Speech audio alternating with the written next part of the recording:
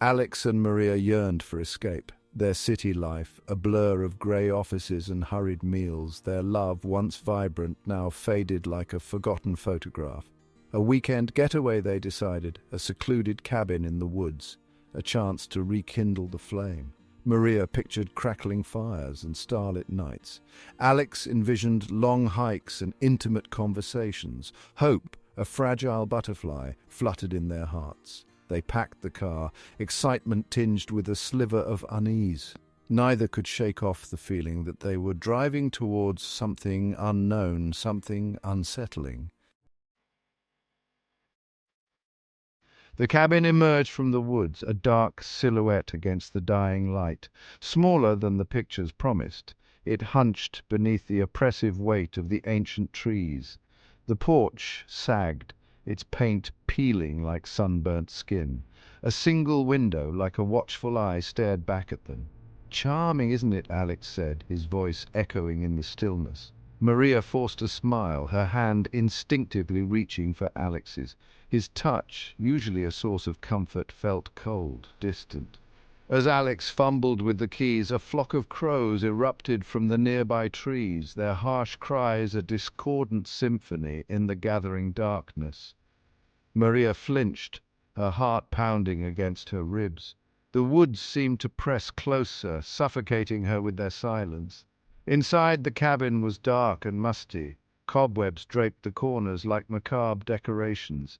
Dust lay thick on the furniture, a testament to years of neglect. The air hung heavy, thick with the scent of damp wood and something else, something indefinable and unsettling.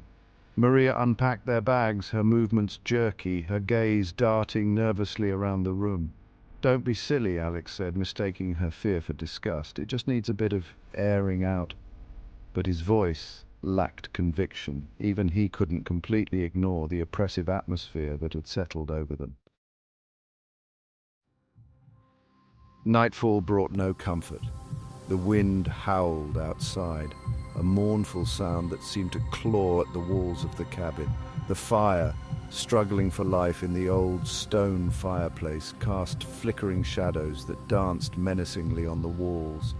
Maria lay awake, her senses on high alert. Every creak of the floorboards, every rustle of leaves outside the window sent shivers down her spine.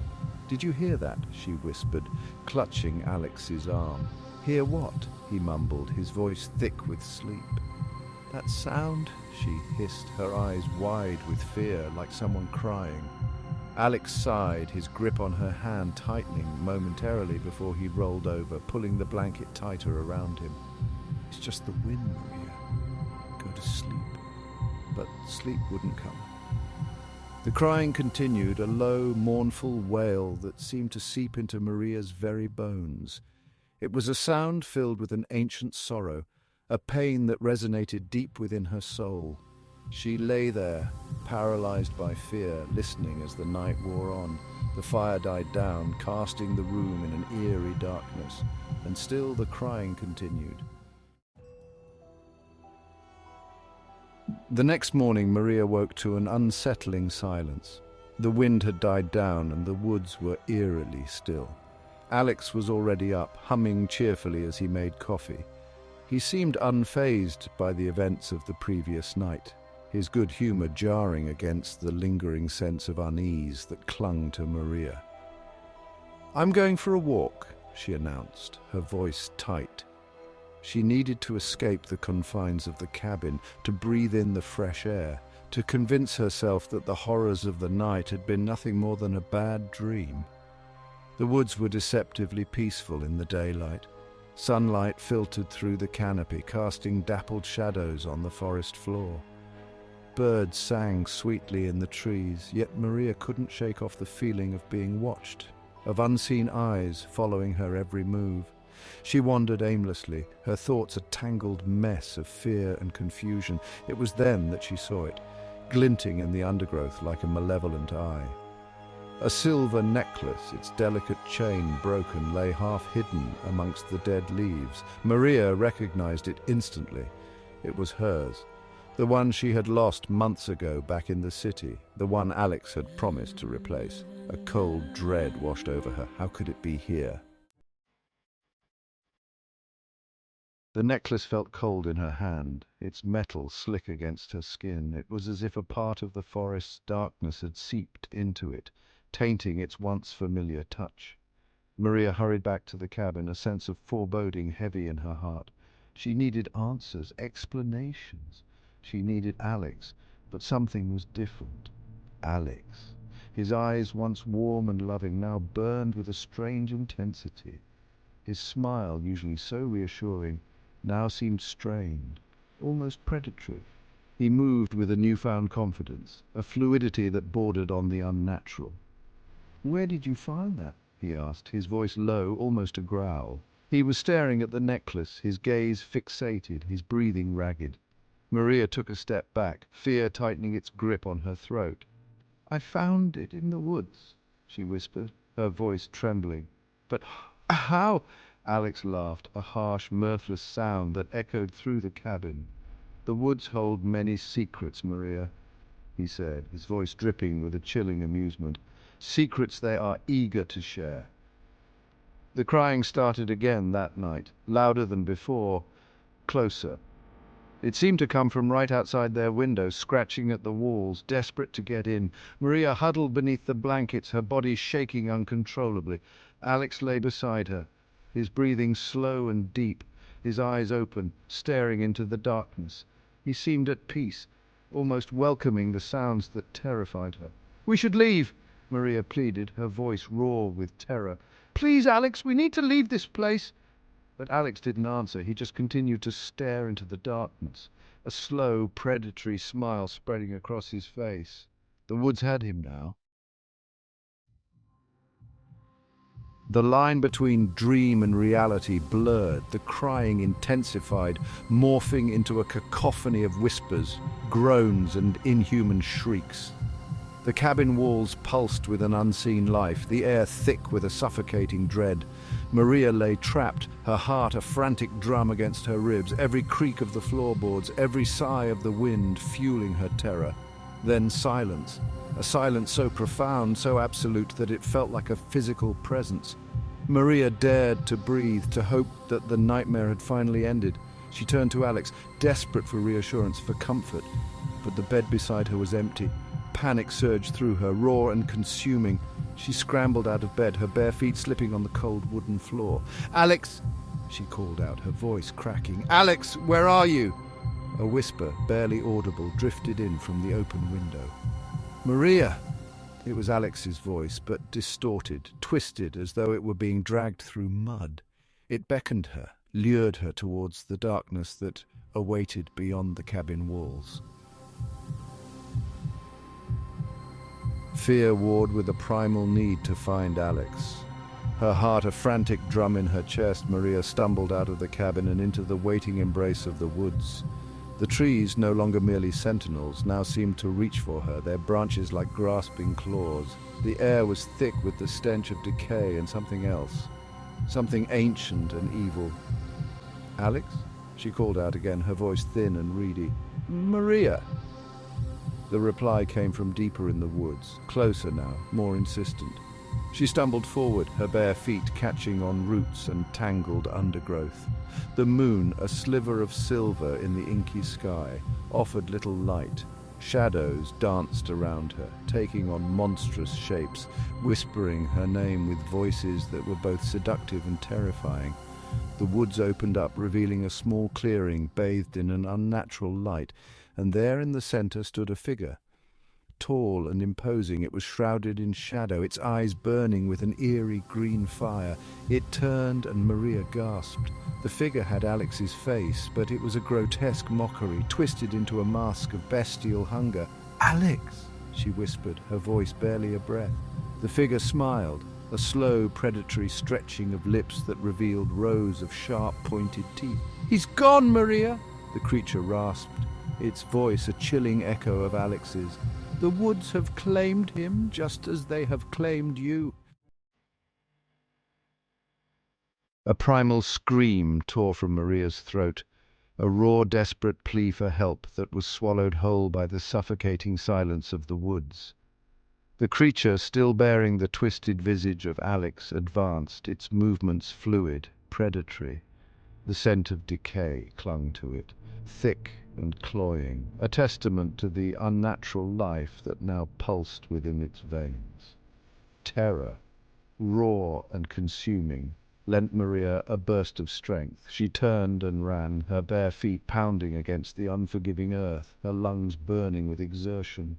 Branches whipped at her face, thorns tore at her clothes, but she didn't dare slow down. The sounds of the creature's pursuit were close behind her, its heavy footfalls shaking the very ground beneath her feet. She didn't know how long she ran, how long she stumbled through the darkness, her only guide the primal instinct to survive. The trees seemed to close ranks around her, their branches intertwining overhead, forming a suffocating canopy that blocked out the moon and stars. The air grew colder, damper, heavy with the stench of decay and the weight of unseen eyes. Just when she thought her legs would give out, she stumbled into a clearing. The highway stretched before her, a ribbon of asphalt cutting through the heart of the oppressive darkness. The distant rumble of an approaching engine filled her with a desperate hope. The truck driver, a burly man with kind eyes, didn't question her disheveled appearance, her torn clothes, the raw terror that etched lines on her face. He simply bundled her into the warmth of his cab and drove her away from the nightmare that clung to her like a second skin. Maria never went back for her belongings. The memory of that night, the horrifying transformation of her beloved Alex, the chilling realization that the woods were not a place of peace but a crucible of ancient evil, was a wound that refused to heal. She tried to move on, to rebuild her life, but the woods held a piece of her soul captive. Years passed, the city with its noise and indifference became her sanctuary, yet there were nights when the wind howled outside her window, nights when the shadows seemed to writhe and whisper, nights when she could almost hear the echo of Alex's voice, twisted and distorted by the darkness that had claimed him. On those nights, sleep offered no escape, only a return to the nightmare that lived on in the deepest recesses of her mind. One chilly autumn day, a young couple, their faces flushed with excitement and love, pulled up to the gates of an old abandoned property. The real estate agent had called it a charming fixer-upper, a rustic retreat. The young woman, Sarah, saw a chance to create a home filled with love and laughter. The young man, David, envisioned lazy weekends spent fishing in the nearby lake and cozy evenings by the fireplace. They were oblivious to the darkness that clung to the trees, the whispers that danced on the wind. As they stepped out of the car, Sarah shivered, a sudden chill running down her spine. The woods surrounding the property were eerily silent, the air heavy with the scent of damp earth and decaying leaves. A flock of crows erupted from the nearby trees, their harsh cries echoing through the stillness. "Do you ever get the feeling we're being watched?" she asked, her voice barely a whisper. David chuckled, his arm wrapping around her waist. "Don't be silly, sweetheart. It's just the wind." He led her towards the cabin, his grip on her hand tightening reassuringly. The cabin, though dilapidated, held a strange allure. It was as if it were beckoning them, whispering promises of warmth and sanctuary. The porch sagged precariously, its paint peeling like sunburnt skin. A single window, like a watchful eye, stared back at them. "This is it," David said, his voice filled with excitement. "This is our new beginning." He reached into his pocket for the keys. As they crossed the threshold, stepping from the crisp autumn air into the musty darkness of the cabin's interior, Sarah couldn't shake off the feeling that they were not alone. The air hung heavy, thick with the scent of damp wood and something else, something indefinable and unsettling. It was as if the very walls were watching them, their silence pregnant with unspoken stories, with echoes of laughter and screams, of love and loss, of lives irrevocably intertwined with the fate of this place. A floorboard creaked above their heads and Sarah jumped, her hand instinctively flying to her chest. David chuckled, mistaking her fear for excitement, and squeezed her hand reassuringly. "Don't worry," he said, his voice echoing in the stillness. We'll have this place spick and span in no time."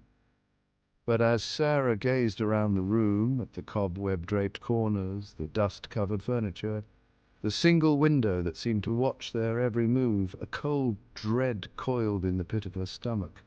The woods, she realized, were not merely a backdrop to their new beginning. They were a presence, ancient and watchful, and they had a way of claiming those who dared to trespass on their secrets. And as the shadows lengthened and the sun began its final descent, Sarah couldn't shake off the feeling that they had just stepped into a story that had already been written, a tragedy destined to repeat itself. The woods, after all, had a long memory, and they were always hungry.